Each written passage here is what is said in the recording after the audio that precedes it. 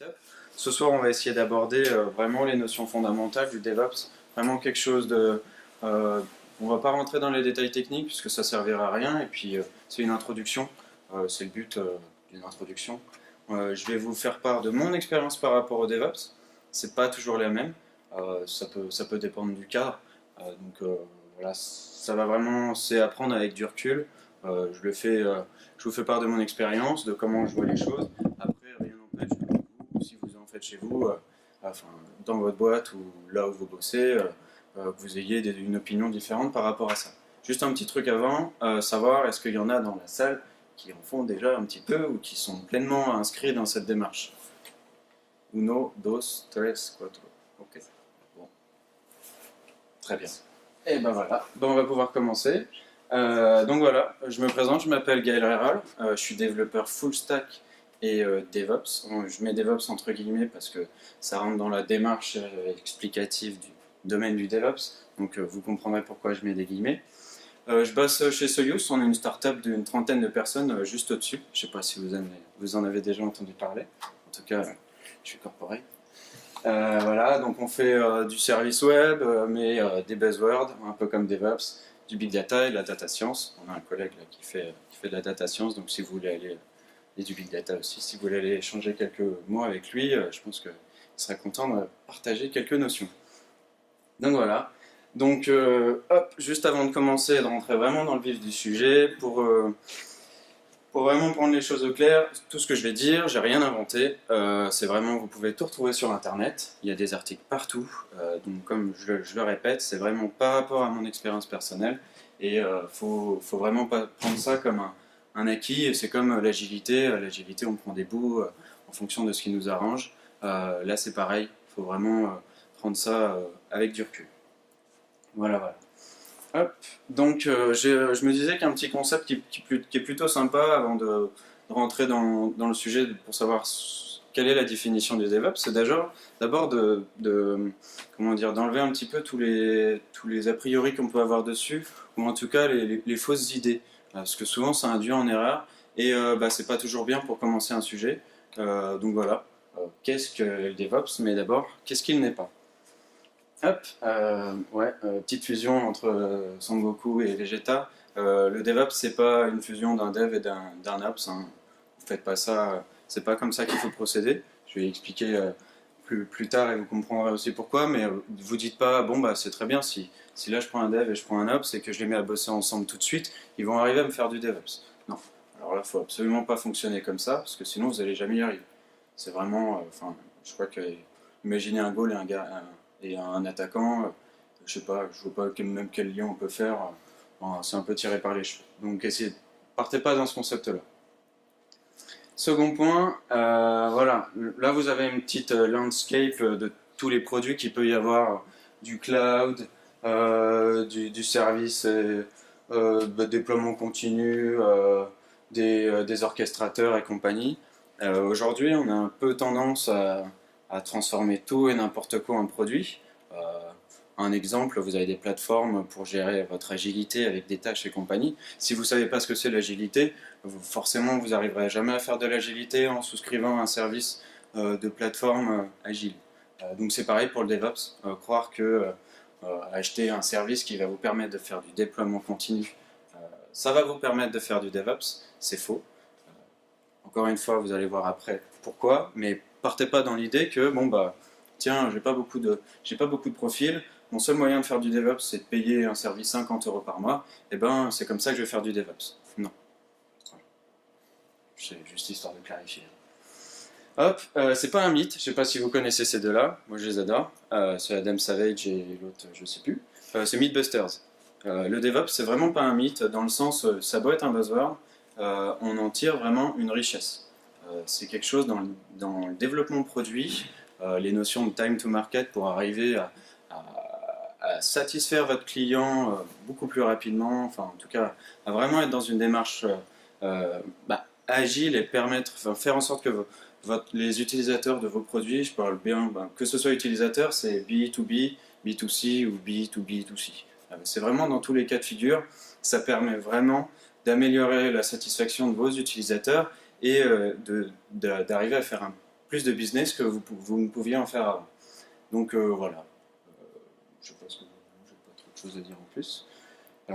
Allez, on commence. Alors l'origine du DevOps, si je dis pas de bêtises, et c'est bien parce que j'ai mon écran qui est éteint et j'ai pas mes petites notes, donc m'en voulez pas si je me souviens pas de tout. Si je dis pas de bêtises, en 2007, on a un développeur belge qui, qui en fait lui était développeur, administrateur base de données, administrateur réseau, administrateur système, chef de projet. Le mec, voilà, il a un scope assez large et il en a ras le cul. Enfin, pardon. Et en tout cas, il en a marre qu'il y ait toujours une espèce d'opposition entre les devs, lui, il le voit bien en tant que dev, et aussi en tant qu'ops, où voilà, c'est quelque chose. La communication passe pas, ils n'arrivent pas à faire les choses correctement pour arriver à un développement fluide qui passe sur la mise en production fluide, etc. On va voir les détails tout à l'heure. Mais voilà, il a une frustration et lui il rêve d'un espèce de monde réunifié où voilà, tout se passe bien. Et en fait, à un moment donné, il me semble c'est en 2009, ou non, je sais pas, je dis une bêtise. Enfin, toujours est-il qu'il assiste à une conférence de développeurs de Flickr où les mecs parlent du fait qu'ils arrivent à faire plus de 10 déploiements par jour. Et du coup, ils expliquent la cohabitation entre des devs et des ops. Parce qu'à ce moment-là, en 2007-2009, je sais pas si on se rend bien compte, mais DevOps ça n'existe pas. Et on a quand même ce truc bien scindé entre les devs et les ops. Donc voilà, le mec rêve de ça et il assiste à cette conférence-là. Et du coup, après, il est trop, comment dire, enjoué par le truc et il il crée ses propres conférences qui s'appellent les DevOps Day. Et voilà, c'est comme ça que ça part. Et en fait, à partir de 2009-2010, on peut voir apparaître de plus en plus le mot DevOps sur la toile, notamment sur Twitter. Si vous restez un petit peu abonné au mot DevOps sur Twitter, vous pouvez vraiment voir un paquet de contenu qui peut être super intéressant pour découvrir le domaine et vous y initier et essayer de la mettre en place. Voilà pour la petite culture G. Tac. Donc là, on se repositionne par rapport à notre cher Belge qui avait une frustration. Donc on se dit pas avant, en tout cas par rapport à aujourd'hui, avant comment est-ce qu'on faisait ou actuellement si c'est encore le cas. C'est ce que j'ai oublié de préciser dans le disclaimer. Il n'y a pas de jugement sur ce que vous faites en entreprise. C'est une bonne pratique si vous ne la faites pas. Enfin voilà, ce que vous faites, ça marche. Voilà, c'est une manière de mieux le faire. Mais voilà, il n'y a absolument aucun jugement. Donc quand je dis avant ou actuellement, c'est pas parce que vous c'est encore le cas actuellement que c'est mauvais et que vous êtes le chat noir. Voilà, faut vraiment pas le prendre comme ça. Enfin, j'espère. Voilà, donc voilà, avant ou actuellement. Et ben, ce que je disais tout à l'heure, on a les devs d'un côté et les ops de l'autre. Donc faut vraiment voir ça comme un groupe, hein. C'est pas juste les développeurs, c'est un ensemble qui est lié au développement logiciel. Développeurs, testeurs, QA, responsable produit, enfin voilà, je vais pas tous les énumérer, il y en a un tas. Pareil pour les ops, ce que je disais tout à l'heure, administrateur système, administrateur base de données, réseau, sécurité, enfin tout ce qu'il faut au final, on sent bien une confrontation dans les cœurs de métier, enfin, en tout cas à la base. Donc d'un côté, du côté des devs, eux forcément, il y a le client qui demande des fonctionnalités, donc c'est ce qu'ils font, ils développent des features, ça fait changer la base de code, voilà, c'est le développement logique d'un logiciel. Donc voilà, c'est mon métier, je ne vais pas m'empêcher de développer des fonctionnalités si derrière l'Ops ça fait chier de déployer ce que je fais. Enfin, je fais mon travail, point barre. Et puis voilà, enfin, ça c'est poussé par le business, et qu'est-ce qui motive le tout? C'est le business, toujours, on ne vit pas d'amour et d'eau fraîche, donc voilà. Et de l'autre côté, on a les ops, un peu les mecs.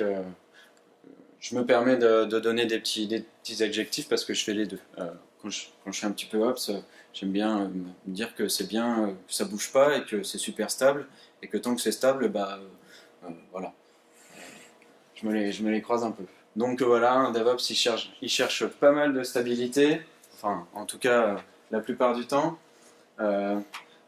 C'est des préjugés, hein. Enfin je les raccourcis. Voilà, sa production il y tient, c'est pas un peu comme un autre préjugé, une voiture, un mec qui est fan de voiture, voilà, il a pas envie qu'elle se prenne des trottoirs où il y a des nids de poules, etc. Là, la production, tant qu'elle bouge pas, c'est tant mieux. Et bah, lui, ce qui compte, c'est le fait que le service il soit accessible par l'utilisateur. Donc si à un moment donné il y a une interruption due à des changements, bah, c'est chiant parce qu'en plus il est obligé d'aller mettre les mains dedans pour faire en sorte que le service remonte. Donc voilà, vous avez cette confrontation entre les deux domaines, ou en tout cas c'est comme ça que je le vois et c'est comme ça qu'elle est plus ou moins expliquée un peu partout. Et on a tendance à la ressentir par défaut, en tout cas. Donc voilà, on a ces deux univers-là, et ben, on se retrouve un peu coincé. Et on arrive à des espèces de, pas d'idiotie, mais de trucs dans ce genre-là. Enfin, bon, c'est des mèmes, hein, mais c'est toujours. Je trouve que c'est plutôt voilà, équivoque. Celle-là, bah, le nombre de fois en tant qu'ops que je vais voir les devs qui bossent sur l'applicatif, ils disent bah, je comprends pas, ça marche sur ma machine. Bah oui, mais bon, après on arrive sur des technos comme Docker où là on résout ces problèmes-là. Mais la base, elle est là. Voilà, entre l'ops qui fait chier parce que bah, c'est juste une maintenance, t'en fais pas, ça va faire. Ou bah, le dev qui. Enfin, voilà, je vous fais pas un dessin, c'est écrit noir sur blanc. Voilà, on arrive à des trucs comme ça où, en plus, typiquement, là, on en rigole. Enfin, moi, j'en rigole en tout cas.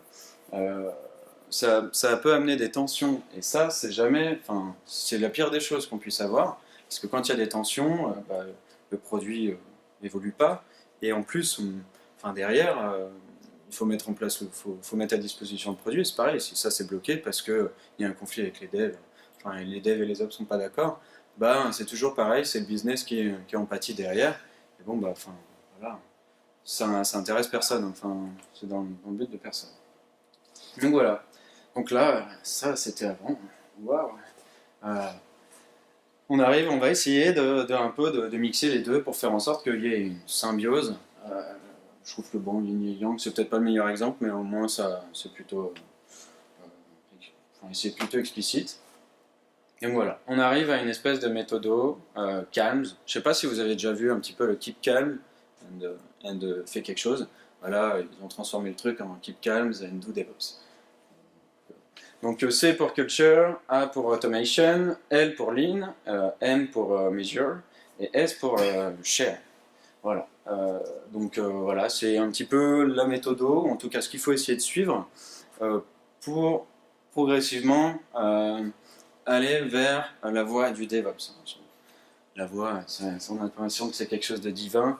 En tout cas, comment est-ce que petit à petit on peut y arriver, sachant que on peut avoir des forces qui sont résistantes au changement. Dans une boîte, on n'est pas toujours au top de la pyramide à dire on fait ça comme ça et vous suivez. Donc là, le but c'est de voir comment est-ce qu'on peut amener les gens avec nous pour les amener à changer. C'est vraiment ça le plus difficile et c'est d'abord une question d'humain avant d'être une question de technologie et de moyens. Donc voilà, il faut vraiment garder ça dans le coin de sa tête par rapport à ça. Donc qu'est-ce que je disais par rapport à la culture, c'est vraiment primordial. Si vous transmettez pas une culture organisationnelle qui va être favorable à la collaboration entre un dev et un ops, c'est-à-dire qu'ils se comprennent, qu'ils soient capables d'échanger correctement les informations, qu'ils trouvent ensemble des solutions et qu'ils soient pas en mode bah ça marche pas chez toi, règle d'abord le problème chez toi, ensuite je réglerai le problème chez moi. Tant que ça c'est pas résolu, tant qu'il n'y a pas cette cohabitation entre les deux côtés, bah, pour moi ça peut pas marcher. Petite anecdote, moi ça fait un peu plus d'1 an que je fais du DevOps. J'ai commencé à faire du DevOps, on était une équipe de quoi de 15, quelque chose comme ça. Si je dis pas de bêtises, bah oui, non, t'étais pas là. Aujourd'hui, on fait du DevOps à 30. Je dis pas qu'on fait du DevOps parfait, absolument pas. Il y a toujours des choses à améliorer, on verra après. Il y a un point qui est exclusivement consacré à l'amélioration. Mais en tout cas, si on ne transmet pas ça, c'est vraiment difficile. Moi, j'ai eu beaucoup de mal à l'inclure parce que généralement, un dev, enfin voilà, que ce soit un dev ou un ops, moi j'étais le seul ops, donc forcément j'allais vers les devs. Mais à ce moment-là, en fait, on se rend compte que par rapport à ce qu'ils ont appris, la manière de coder, c'est extrêmement difficile pour eux de les faire changer. De leur dire, bah là, non, tu vas pas chercher tes configurations à partir d'un fichier, tu les chopes en environnement. Plein de petites choses comme ça qui vont l'amener à un moment donné à pouvoir évoluer dans différents environnements. Et ben, si vous n'êtes pas dans une disposition à amener la personne à changer, ou en tout cas vous n'avez pas un dialogue très régulier, vous inculquez pas des valeurs et des notions, vous ne formez pas, et ben, pour moi c'est quelque chose qui est ultra difficile à mettre en place. En tout cas, le reste du processus est super difficile. Et vous allez arriver avec des espèces de couacs où vous allez pousser une techno, vous dites bon bah de toute façon je vais pousser une techno et puis je vais les obliger à bosser dessus. Alors là, c'est le pire truc à faire quoi, parce qu'il y a tout qui bug, parce que forcément d'un seul coup il n'y a plus rien qui marche, et puis bah, tout le monde vous tombe dessus, et je le dis parce que je l'ai fait. Donc voilà, il ne faut pas faire ça. Voilà. Hop, on passe au petit point suivant. Bon, ça paraît à peu près logique du point de vue des ops. Ce qu'il y a, c'est que dans un contexte, alors oui, c'est vrai que j'ai oublié peut-être un petit peu de parler de ça, c'est que le DevOps, excusez-moi, c'est un petit peu entremêlé. Le DevOps, c'est quelque chose, quand je disais que c'est pas un mythe, c'est quelque chose qui permet vraiment de réussir. Toutes les grandes entreprises technologiques le font. Google, Facebook, etc. Mais c'est bien beau de parler de cela, mais de toute façon, on est des années-lumière, et je ne sais pas si un jour on s'en approchera. Donc voilà. Par contre, ce qu'on peut voir, c'est que dans les startups qui ont commencé petits, par exemple, je prends un exemple, Blablacar, ils ont commencé à quoi? Comme tout le monde, à peu. Et c'est quelque chose qu'ils ont très, très tôt mis en place dans leur service. Et aujourd'hui, voilà, ils sont quand même partout en Europe. Et il faut vraiment se dire que c'est quelque chose qui leur a permis de scaler. Ils n'auraient pas eu ça, je pense que ça aurait été compliqué. Donc faut vraiment pas oublier ça, parce que par rapport à l'automatisation, c'est là où je refais le lien, c'est que la plupart des ops vont se dire bon moi de toute façon l'automatisation j'en fais forcément. Je suis une feignasse, donc forcément je fais des scripts, et ça servira à quoi de répéter 30 fois la même chose? Donc voilà, puis l'ordinateur est très bien fait pour répéter 30 fois la même chose, même avec des paramètres différents, pour peu qu'on ait bien fait la chose. Voilà, ça fonctionne. Ce qu'il y a, c'est que là, c'est plus d'un point de vue responsabilité organisationnelle. C'est là où je reviens sur le point culture. C'est que si dans votre organisation, votre supérieur ne prend pas en compte le fait que l'automatisation fait partie d'une richesse de la boîte, quelque chose qu'il faut mettre en place et qui vous incombe en tant que tâche, qui est prise en compte dans les chiffrages, dans ce genre de choses, si ça c'est pas pris en compte au niveau hiérarchique, et ben vous n'avez pas cette légitimité pour mettre en place de l'automatisation partout. C'est plus sur cet aspect-là que je veux le préciser. Après, voilà, comme je dis, moi je le vois sur cet aspect-là, mais bien sûr, on peut le voir sur quelque chose de très très concret. Voilà, mais si on n'automatise pas tout, forcément, on ne peut pas arriver à des déploiements continus tous les jours où à peine un développeur il pousse du code, c'est déployé sur vos serveurs. Bon, ça, c'est un petit peu l'autre partie. Là, on est dans la phase d'introduction, donc je ne vais pas m'introduire expliquer ces choses-là, parce que c'est des parties à part entière qui méritent toute une séance, ou quasiment. Donc, voilà. Je sais pas, on est bon? Je parle un peu trop. Le lean. Alors, je dois vous avouer qu'au départ, le lean, moi, j'ai pas trop compris ce que c'était. C'est pas toujours évident. En plus, c'est vrai que j'ai regardé sur Translate lean, je vois pas le rapport. Mais il y en a un quand on se documente sur Google, c'est pratique. Ils prennent l'exemple des usines Toyota au Japon, où en fait chaque point clé d'un processus est optimisé au maximum.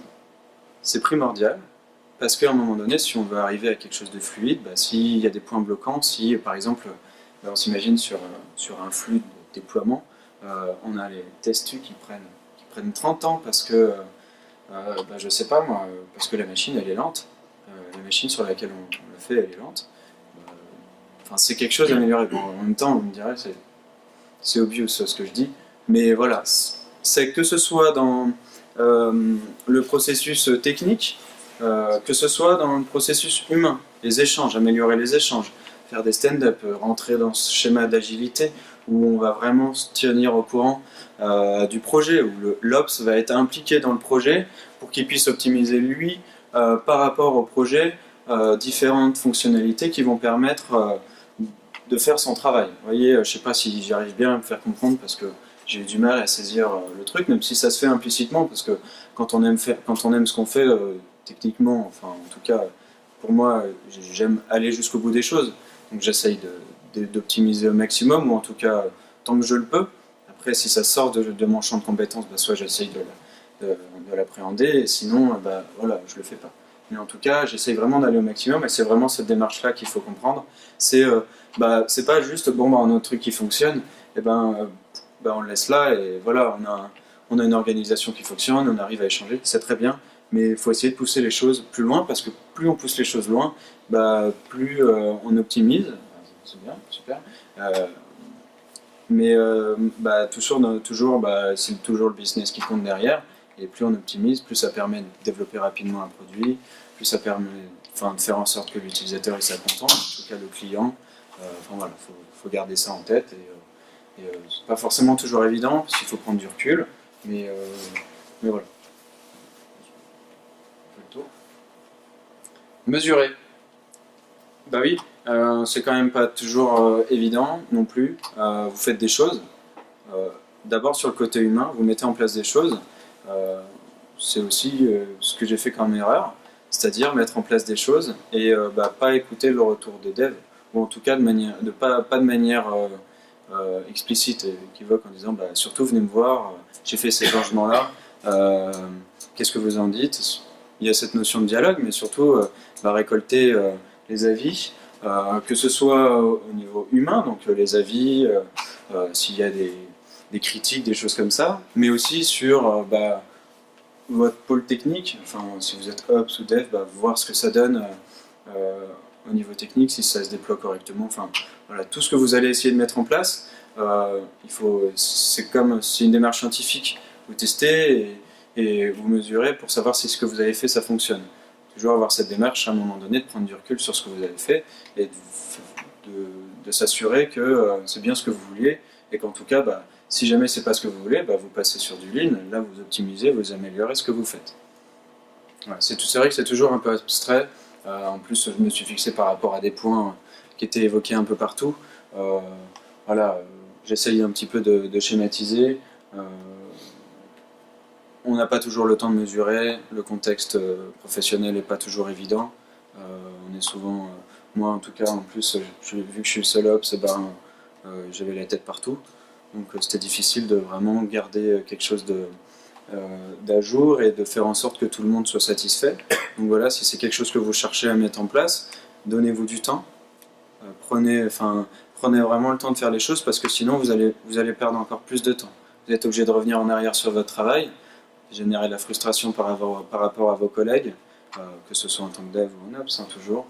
Donc voilà, c'est vraiment important. Hop, mesure. La dernière chose, le partage. C'est bien beau, vous mettez en place des choses, donc ça se suit toujours. Que ce soit en ops ou en dev, encore une fois, vous mettez en place des choses, vous vérifiez que ça fonctionne, vous optimisez vos process, vous mesurez si ça fonctionne ou pas, quel retour vous avez par rapport à ça, et à un moment donné, il faut restituer. Je ne sais pas si vous avez entendu parler des post-mortem. Non, ça vous dit rien? Alors, grosso modo, c'est des trucs, généralement c'est les grosses entreprises, les grosses boîtes technologiques, quand elles ont un outage, un gros arrêt de service qui vraiment est perturbant. Je sais pas, vous avez entendu parler d'Amazon il y a quelques mois, où en fait un de leurs data centers, leur service de stockage S3, un truc génial pour stocker facilement une quantité de données énorme. Enfin, toujours est-il qu'un data center entier est tombé. Le truc est tombé pendant 3 jours. Quand on se dit qu'il y avait 20 millions de sites qui dépendaient de ça, ça pose souci. Enfin, en tout cas, c'est jamais évident de gérer la chose. Et en fait, ce que font les entreprises, c'est qu'elles font des post-mortem. Elles expliquent du début de l'incident jusqu'à la fin de l'incident ce qui s'est passé, comment elles ont essayé de pallier à cette panne, ce qu'ils ont essayé de mettre en place, si ça fonctionnait, si ça fonctionnait pas.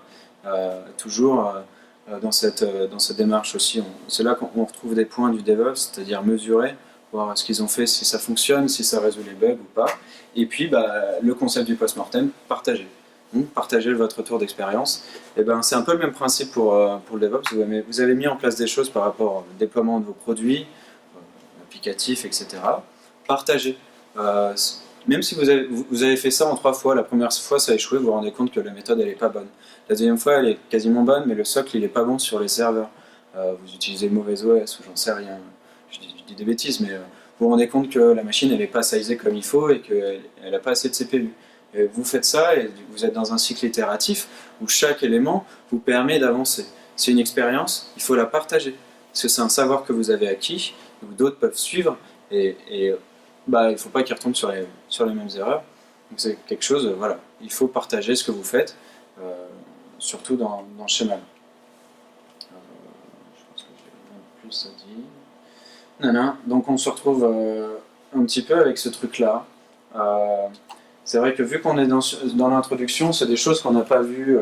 Enfin, là, on a le retour, enfin le partage, le continuous feedback.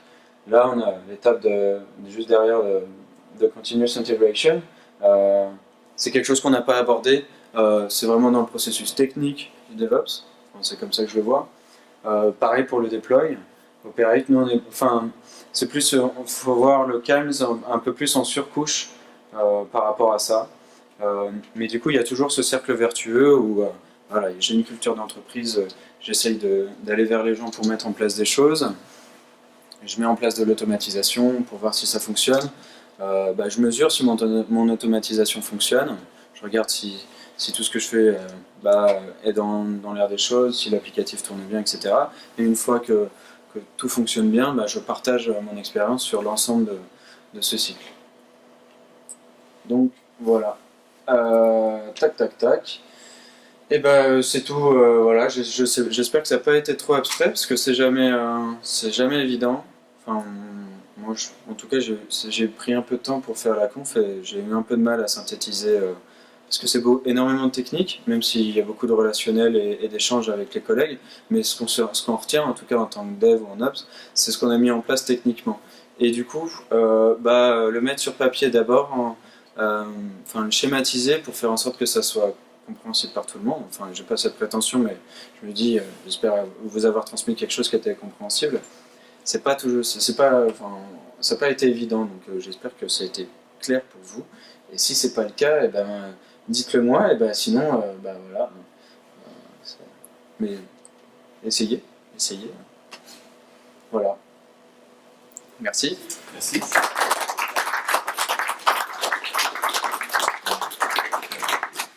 Est-ce qu'il y a des questions? Il faut y aller, hein, parce que je sais vraiment pas si ça vous a renseigné ou pas. Est-ce que tu veux nous résumer ta journée type avant et après et expliquer en quoi ça a changé ta vie? Ma journée type. Ma journée type avant, je faisais pas mal de front si tu veux, déjà en fait il y a les collègues qui bossaient sur le front. Moi je bossais sur le front, mais je faisais la modification du code pour faire en sorte que ça puisse passer en prod. Et je me faisais chier, enfin j'avais des mini-scripts qui zippaient le truc. Faut pas se foutre de ma gueule, hein, parce que j'en ai honte aujourd'hui. Ou pas, après c'est toujours intéressant, il faut bien partir de quelque chose, qui zippait le truc et qui envoyait ça sur un serveur Apache et qui servait ça comme il fallait, c'était buildé comme il fallait. Voilà, ça c'est vraiment le niveau 0. Hein. Je me ramène avec mon gourdin et mon silex. Hein. Là c'est vraiment à nu. Ça c'est vraiment le départ. Avant on faisait tout à la main, mais à ce moment-là, c'était avant même que je me fixe vraiment sur le DevOps. Que je m'oriente vraiment dans cette démarche-là. J'étais juste le simple dev, mais qui avait des compétences en ops et qui du coup se chargeait de le développer. Enfin, en tout cas, de pousser l'applicatif sur les serveurs. Là, je parle du front, mais aussi sur le back, base de données, quasiment tout à la main. Ouais, ça va, on n'avait pas 36 projets, donc ça se fait, et puis on fait des scripts, et puis on est feignant, mais on n'est pas assez feignant, et voilà, plus ça allait, plus j'avais envie d'être feignant, et en fait, au fur et à mesure, il y a Jenkins, j'ai intégré Docker, ensuite j'ai commencé à déployer l'infrastructure avec Terraform, à automatiser le setup des machines avec Ansible. Une fois que ça s'était fait, du coup, mon job Jenkins faisait l'intégration continue est chargé de déployer aussi. À partir il buildait une image Docker, il a poussé sur un registre et cette image était déployée sur les serveurs. Ça, c'est la phase intermédiaire. Aujourd'hui, on est sur donc là, je dirais, je me balade avec peut-être une Rolls-Royce ou un truc, en tout cas un truc un peu mieux que ce que j'avais au début, où on est sur du cluster Kubernetes, où voilà, il y a, on est sur de la haute disponibilité avec Kubernetes, on pousse juste les conteneurs, on alloue des ressources, on met en place de l'autoscaling, des choses comme ça, et au final, le job Jenkins ne fait plus que faire ses tests et pousser l'image. Une fois que l'image est poussée, il y a un listener qui regarde s'il y a une nouvelle image, il met à jour les conteneurs, enfin voilà. Aujourd'hui on est vraiment dans une démarche où du coup les devs ils codent, et que ce soit un hotfix ou une release, etc. Après on a des problèmes parce qu'ici on n'a pas beaucoup de débit, on a deux liens ADSL en balance, c'est-à-dire c'est pas combiné, c'est soit sur l'un soit sur l'autre. Donc je vous laisse imaginer à 30 sur 2. Donc si derrière on doit déployer de l'applicatif, pousser des images Docker, c'est un peu compliqué, enfin, même j'ai un peu tweaké les trucs. Mais voilà, aujourd'hui, les devs comprennent bien l'environnement dans lequel c'est fait, parce que c'est d'abord déployé en local dans des Docker, donc ils peuvent se rendre compte de ce qu'ils font, tester tout de suite, tester leurs features. On fonctionne beaucoup sur l'idée de merge request, donc il y a un tronc commun et le code est poussé en merge request, là c'est testé, et ensuite c'est remis dans le tronc commun, donc du coup à peine ils poussent quelque chose, ça peut être c'est déployé tout de suite avec la latence réseau qui convient, mais du coup s'il n'y avait pas cette latence réseau, un dev il peut pousser un hotfix en 5 minutes et c'est déployé sur la prod. Voilà. Donc voilà ce qui a permis Donc là j'ai surtout mis en valeur les points techniques, c'est ce que je disais tout à l'heure, parce que c'est ce qui est le plus significatif, mais il faut pas oublier ce qu'il y a derrière au niveau des devs, parce que si eux comprennent pas ce qui est mis en place, ou en tout cas réfléchissent pas à leur applicatif par rapport à ça, c'est compliqué. Un conteneur Docker c'est stateless, donc il faut aller se patcher avec des services de stockage, des bases de données externes, des services Redis ou autres, des choses qui vont être plus ou moins, qui vont pas forcément avoir comme réflexe quand ils sont en local, parce que ils ont une VM où il y a tout qui est dedans et ils s'emmerdent pas. Alors il y a aussi cet aspect-là. Moi j'insiste beaucoup sur le confort des devs, c'est-à-dire répliquer ce qu'on est en prod dans ce qu'ils peuvent avoir en dev. Donc en fait on a une image vagrante. Moi avec Packer, je ne sais pas si vous connaissez Packer, c'est plutôt intéressant. Vous pouvez à partir d'une image, de rôle Ansible par exemple, configurer une image. Vous allez utiliser VirtualBox et en fait Packer il va vous transformer ça en box vagrante. Et après, comme ça, tous les devs démarrent avec le même environnement de développement. Et ça facilite vachement les choses parce que quand on a pas mal de devs qui font du PHP, quand ils démarrent leur machine, il y a Page comme il faut, il y a la Ravel 7, il y a Redis, il y a Postgres, il y a PostGIS, tout est installé, ils n'ont rien à faire. Et puis au moins, si à un moment donné, ils ont un truc à rajouter, ils viennent me voir, ils me disent voilà, moi j'aurais besoin de ça dans ma machine vagrante pour ce projet-là. Et du coup, je suis au courant de ce qu'il y a besoin aussi de pousser pour la prod pour que l'applicatif fonctionne. Donc il y a une espèce de cercle vertueux. J'essaye de penser vachement au confort des développeurs. Je ne sais pas si j'ai répondu correctement. Ouais. Est-ce qu'il y a d'autres questions? Oui, une. On a parlé un peu. Dans les process d'automatisation, globalement, tu t'es pas heurté à des difficultés sur toutes les problématiques de test et de reproduction, de choses qu'on pouvait avoir dans les environnements de production en local, justement? Comment dire, ça dépend des devs qui bossent sur le projet. Ouais. Là, il y a toujours cette problématique. Après, voilà, je respecte un petit peu, je les pousse à faire évoluer leur code, mais en fonction de certains projets de rush dans lequel on est, c'est pas toujours évident de pousser jusqu'au smoke test et au test end-to-end et compagnie sur la prod. Surtout qu'après, il faut récolter, il faut mesurer. Donc voilà, moi, comme je suis dans le jeu, j'ai pas le temps de mesurer. Des fois, j'ai pas toujours le temps de mettre en place le système qui va récolter les metrics, parce que on a plusieurs clusters Kubernetes à maintenir avec différents projets dessus, etc. Donc c'est pas toujours quelque chose qui se fait. Tant qu'on peut le faire, on le fait. Après, ça va s'exécuter. Je sais pas si tu connais. Mince, j'arrive pas à m'en souvenir. Brigade. Non, c'est pas Brigade. Si, c'est Brigade. C'est un truc qui a été fait par Microsoft, qui s'exécute sur Kubernetes. Et en fait, on peut. C'est un espèce de listener qui va écouter les événements Chaque c'est- événement sur le réseau, sur c'est l'infra. chaque élément sur l'infra, et par exemple s'il y a une image qui est mise à jour, enfin un conteneur qui est mis à jour, et ben je crois que s'il y a une image qui est mise à jour, et ben ça il va le détecter, il va pouvoir exécuter des tests sur l'applicatif qui est en production. Voilà, c'est le genre de choses que. Mais c'est vrai que là, dans cette démarche DevOps, il faut. Enfin, si on pense trop loin, on n'arrive pas à faire le premier pas. Donc voilà, il faut d'abord, bon, bah, je fais mes tests d'intégration, j'essaye de former l'équipe à ça, de voir comment ça se passe pour les tests d'intégration en local. Ensuite, j'essaye d'avancer, de déployer, parce qu'après, le support des services de production, il est aussi à même d'évoluer. Donc il faut penser à ça, parce qu'on se rend compte que le premier support qu'on met en place est extrêmement perfectible. Donc il y a aussi cette charge de maintenir et améliorer dans cette démarche Lean le support qu'on a mis en place. Donc c'est vrai que puis après, quand on est tout seul, avec, Enfin, d'avoir un truc justement qui est un minimum testé avec du feedback, ça te permet aussi de dormir la ah nuit. bah oui, bien sûr. Voilà, c'est pas toujours évident de le mettre en place. Et on n'est pas une boîte parfaite, donc on ne le fait pas toujours. D'autres questions?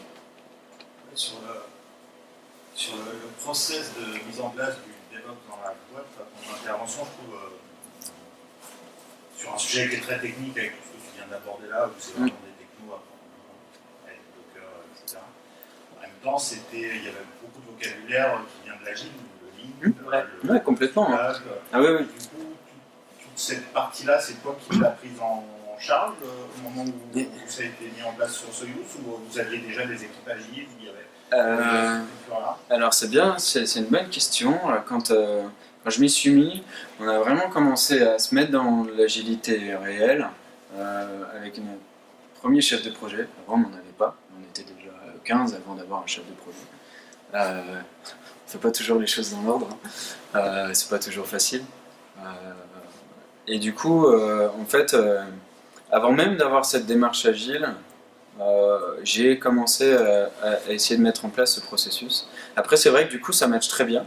Aujourd'hui, les sprints, voilà, le truc était c'était déjà quasiment en place, même si c'était assez basique, qui permettait de suivre les sprints, de faire des revues de sprint correctes avec ce qui avait été poussé. Je suis en train de me perdre un petit peu dans ce que je dis. Donc après, j'étais un peu le seul à me prendre tout, parce que, comme je disais, c'est là où ça fait partie de mes erreurs aussi. Je me suis pas suffisamment reposé sur mes collègues dev, c'est-à-dire qu'en tant que cops, je me suis dit, bon, je vais essayer de mettre en place un maximum de choses, et puis je vais au fur et à mesure leur transmettre. Sauf que quand on essaye de mettre un maximum en place de... Ah, j'arrive pas à m'exprimer. Quand on essaye de mettre un maximum de choses en place, là, on se retrouve un petit peu à un moment donné confus dans son travail. On ne sait plus où donner de la tête, qu'est-ce qu'il faut que je maintienne, alors que les devs, ils n'ont même pas commencé à bosser dessus. Enfin, en tout cas, à s'adapter à ce que vous avez fait. Et du coup, ne pas les inclure dans cette démarche très très tôt, ça vous retombe dessus, dans le sens où, à un moment donné, vous avez mis en place des choses, vous leur avez dit, c'est comme ça qu'il faut faire. Et après, dès que ça bug, c'est véridique, hein, ça a amené à des conflits où après moi j'ai pris des mauvais réflexes, hein, je vais vous expliquer. C'est-à-dire qu'on vient me voir, Gaël, ça bug. T'as regardé les logs Jenkins? Non. Là, dans ce où j'ai pas assez transmis comment est-ce qu'on faisait, j'ai pas été assez précis. Bon après, je prends un exemple peut-être un petit peu trop léger, aller regarder des logs, mais c'est quand même, c'est un petit peu ça le concept. Et je me suis retrouvé du coup à avoir le mauvais réflexe de partir du principe qu'ils n'allaient pas chercher l'erreur. Dire quand il y a une erreur, ils disent il y a un problème, ok, va voir ça. Et c'est là où moi j'ai pris un mauvais défaut, c'est de pas être dans cette culture, de vraiment impliquer la personne dans son erreur, lui faire comprendre son erreur dans l'environnement dans lequel ça évolue, etc. Et du coup je botte en touche, t'as pas regardé, tiens, regarde le lien. Et puis basta. Et à un moment donné, c'est quoi, parce que c'est pas bien, ni pour moi, ni pour eux. Eux, ils sont frustrés, moi, ça me fait chier que je parte tout le temps du principe qu'ils n'aillent pas regarder les logs. Donc voilà, j'ai pris un peu tout ça sur la gueule au fur et à mesure. Pareil, monter des clusters Kubernetes, pousser des nouvelles technos, on y va en espèce d'avant-garde. en disant bon bah on essaye d'être innovant et de pousser des nouveaux trucs qui vont aider tout le monde, et puis bah quand ça marche pas, et on est tout seul quoi. C'est difficile aussi, parce que ils n'ont pas été éduqués non plus à créer leur propre fichier de config pour Kubernetes, etc. Alors que si je les avais impliqués dedans, bah, j'aurais pu leur décharger, tiens, bah, essaye de voir ça, essaye de t'occuper de ça, et pas forcément être bon bah laisse-moi gérer ça, sauf que bah, quand il y a 10 projets, tu gères plus rien.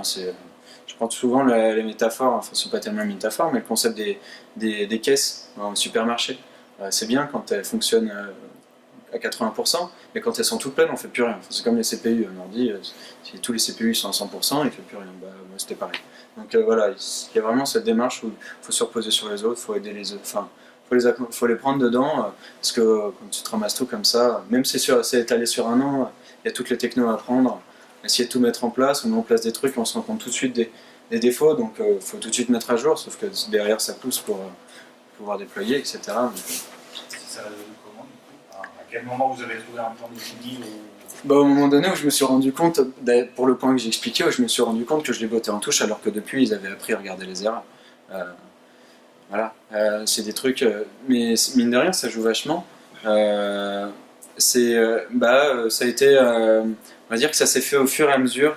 Il y a un moment donné, eux aussi ont peut-être été plus sensibles, c'est-à-dire on a fait des masterclass, je leur ai expliqué par exemple les 12 Factor Application, je ne sais pas si ça vous dit quelque chose, les applications 12 facteurs, des choses comme ça, Terraform comment ça fonctionnait, Vagrant, rien que le fait qu'ils comprennent à quoi servaient les images vagrantes, les box vagrantes pour qu'ils puissent développer dans un environnement, cadré, toutes ces choses-là, ça a mis du temps. Après, c'est vrai que je ne saurais pas trop dire à partir de quel moment précis, mais il y a un moment donné où ils se sont plus impliqués dans la démarche. Après, c'est vrai qu'il y a un moment donné, j'ai plus échangé avec les référents pour faire en sorte que, les référents de chaque domaine, on a un référent front, un référent back, et du coup, que ça soit aussi transmis par là, parce que si je vais voir tout le monde, ça devient compliqué, je suis obligé de me répéter, etc. Alors que là, ils transmettent aussi les bonnes pratiques derrière. Donc voilà, je sais pas si... Est-ce qu'il y a une autre question? Encore? Ouais, oui. Bah, rapido au niveau du tooling, par rapport justement à la partie échange avec les équipes, là, tu parlais de log à l'instant, est-ce que vous avez mis en place des choses justement pour faciliter la collecte et surtout la lecture et l'accès au log en fait par les équipes? Parce que c'est un peu au centre du feedback et... C'est une très très bonne question et moi j'ai aussi foiré là-dessus, j'ai foiré sur pas mal de choses.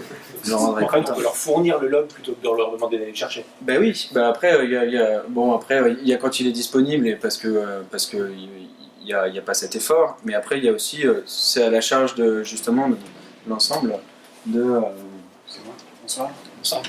transmettre ça. Si vous faites pas si dans un concept d'orchestrateur de conteneurs Docker, vous avez votre cluster Kubernetes, je sais pas si vous connaissez tous Kubernetes ou pas. Okay, pas, non. Grosso modo, il faut voir ça.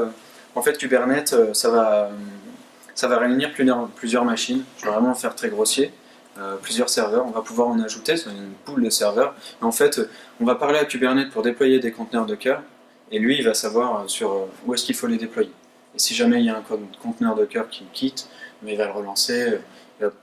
On va permettre. Ça évite de gérer un parc de machines à l'unité. On gère un parc de machines dans l'ensemble. Par-dessus, il y a la couche Kubernetes qui va permettre de pouvoir pousser les Dockers. C'est lui qui va gérer où est-ce que sont déployés les Dockers sur chaque nœud individuel. Est-ce que j'ai été clair dans l'explication de Kubernetes?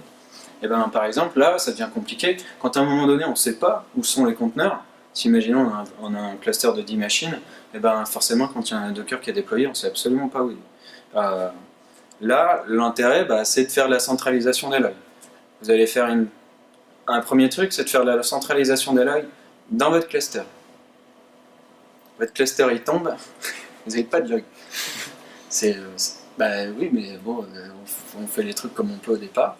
Voilà, c'est quelque chose qu'il faut externaliser. Le mettre en place aussi, parce que moi, par exemple, j'utilise AWS pour toutes les machines pour déployer l'applicatif, et AWS, ils n'ont pas encore leur service dédié à Kubernetes. Donc je suis obligé d'utiliser un tool qui s'appelle Kops, qui est fait en Go, et qui permet de déployer un conteneur Docker sur AWS et en même temps qui génère des fichiers Terraform pour mettre à jour l'infrastructure. Donc c'est quelque chose qui est plutôt cool, enfin, en tout cas que moi j'apprécie. Mais pareil, bah là c'est un truc, c'est une espèce de black box. On fait comment pour configurer le cluster pour rediriger les logs ailleurs, pour que par défaut il redirige tous les logs ailleurs.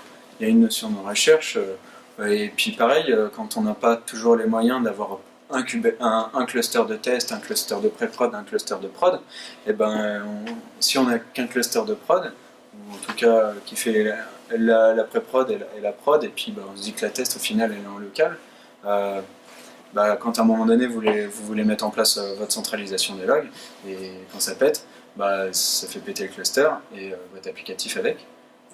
Voilà, moi ça m'est arrivé.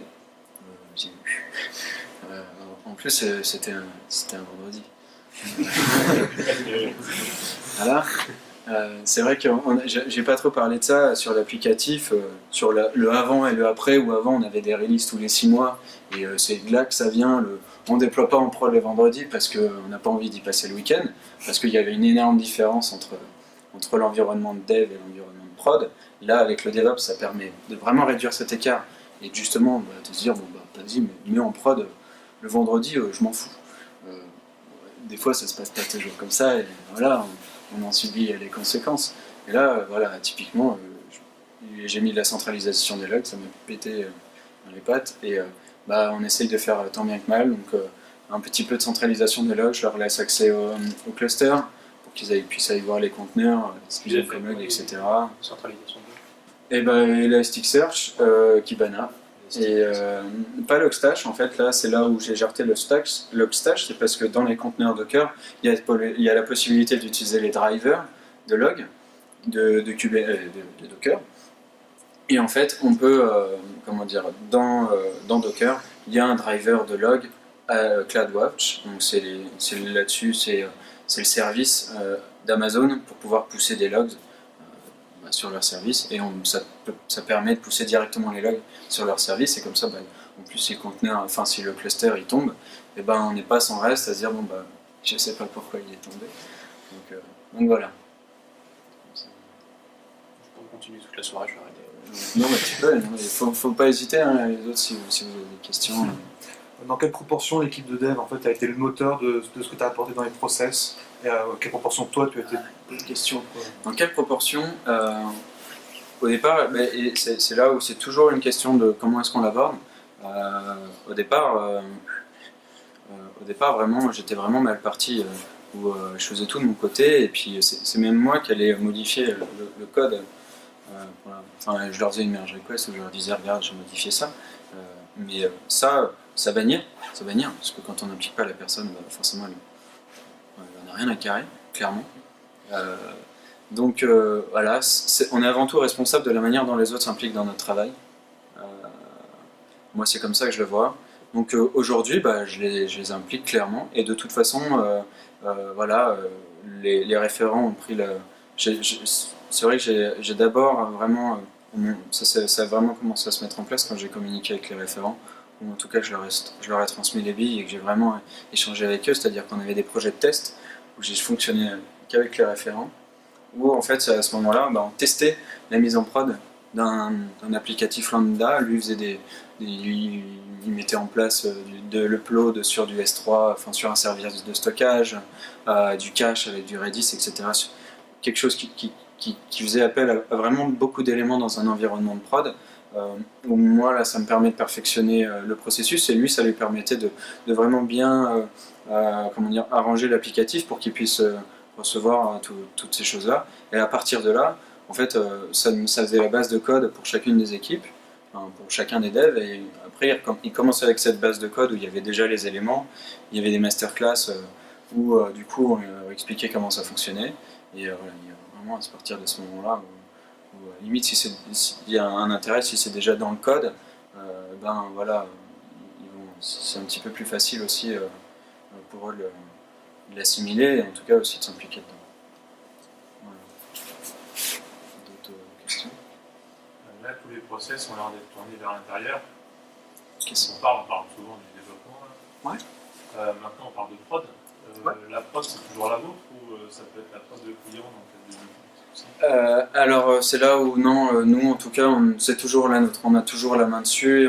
J'ai jamais été confronté, enfin pas encore, ça va venir d'ailleurs, mais j'ai jamais été confronté à justement la prod d'un autre. C'est toujours la nôtre, on a toujours la main dessus et du coup on n'a pas de complexité par rapport à ça, ou en tout cas de difficulté.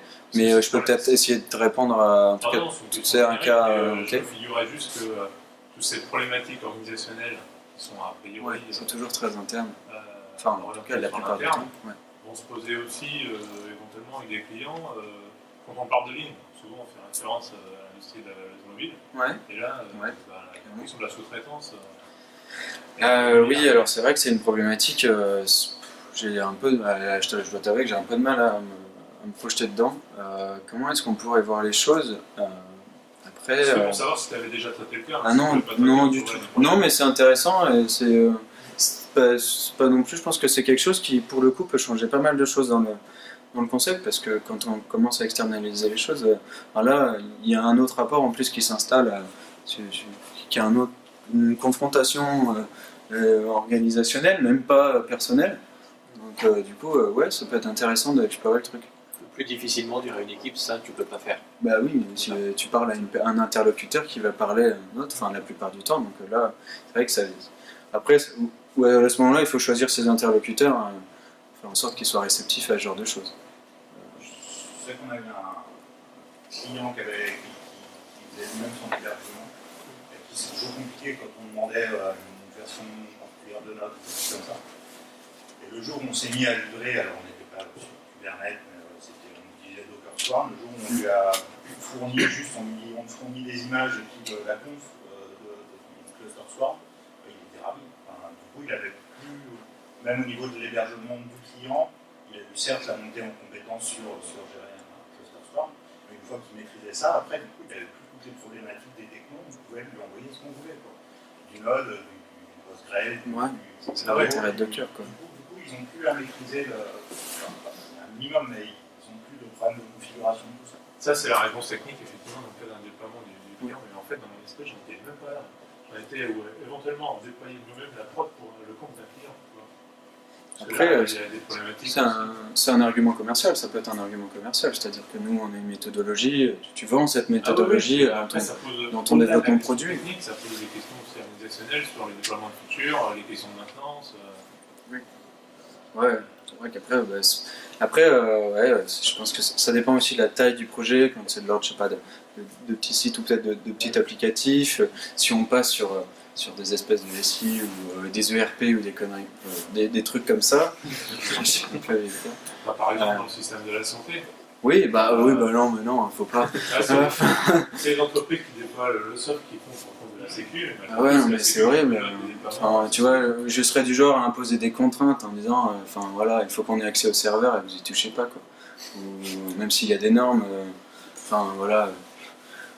Après, je sais pas. Mais oui, c'est le domaine de la santé, il faut vouloir aller dedans, parce que là, il y a des contraintes autres qui sont largement plus chiantes. Il faut aller pousser ton truc chez Orange, alors que d'habitude, tu as une instance en claquant des doigts sur Amazon. Voilà.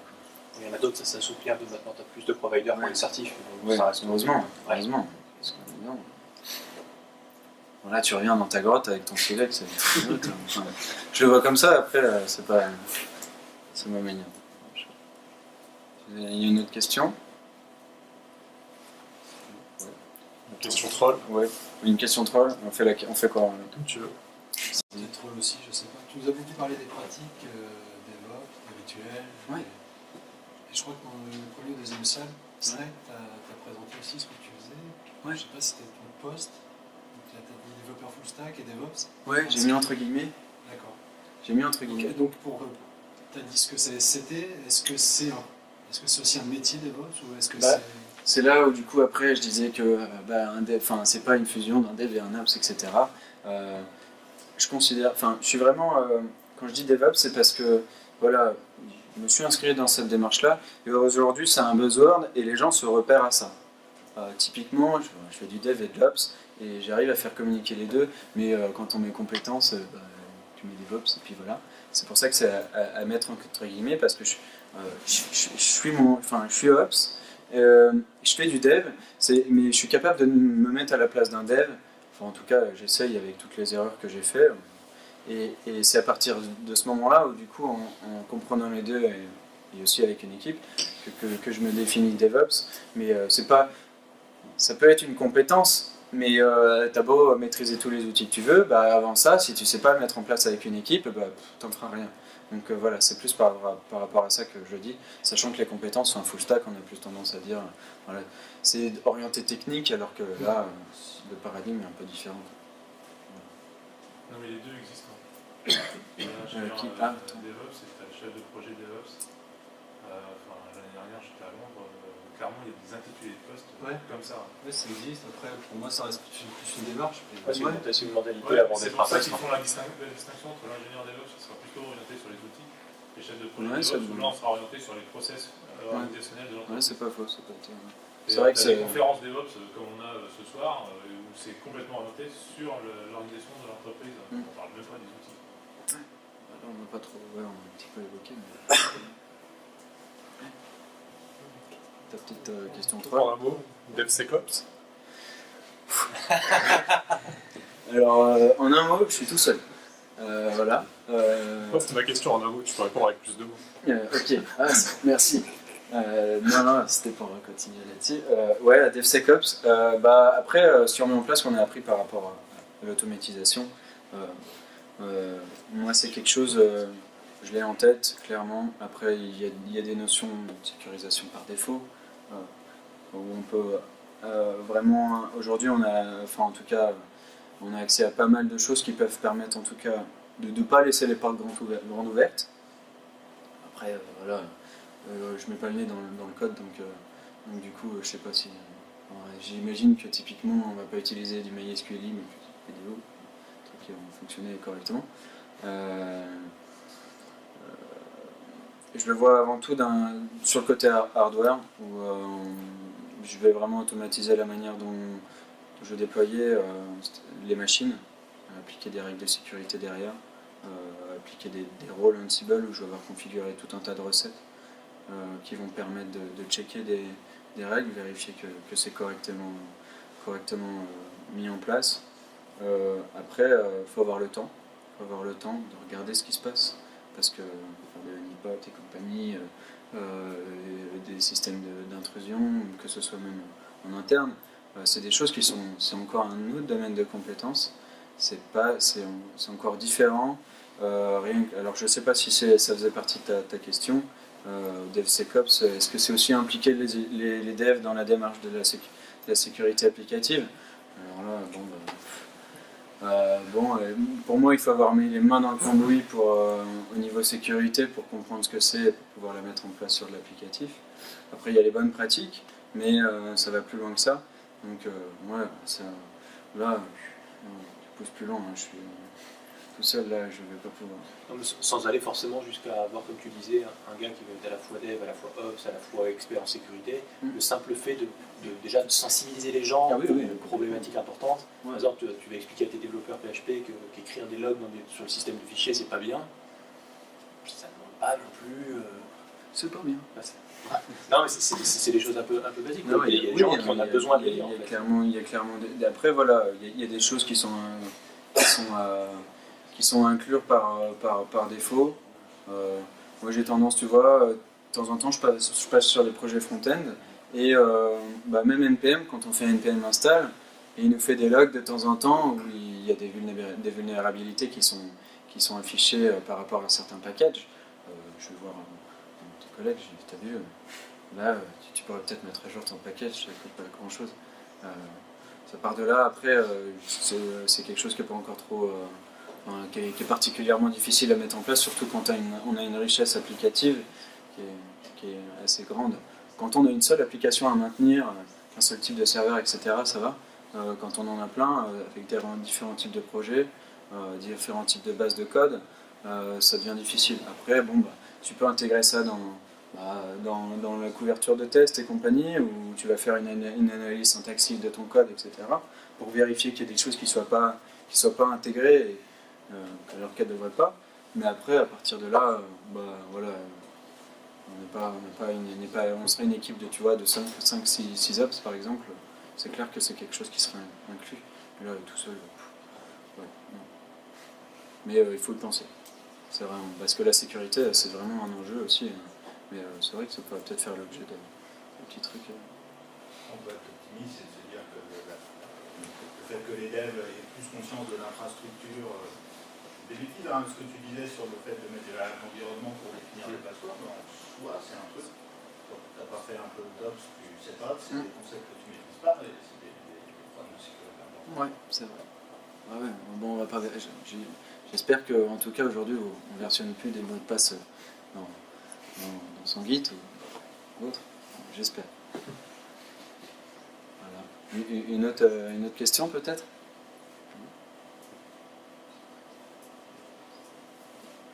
Ok. Ça va, ça vous a plu? Ouais, on en veut plus. Merci à vous de m'avoir écouté. Et puis, voilà, si vous avez des questions un petit peu plus personnelles ou autres, je suis là, donc si vous voulez venir me voir, il n'y a pas de souci. Merci à vous. Merci à toi.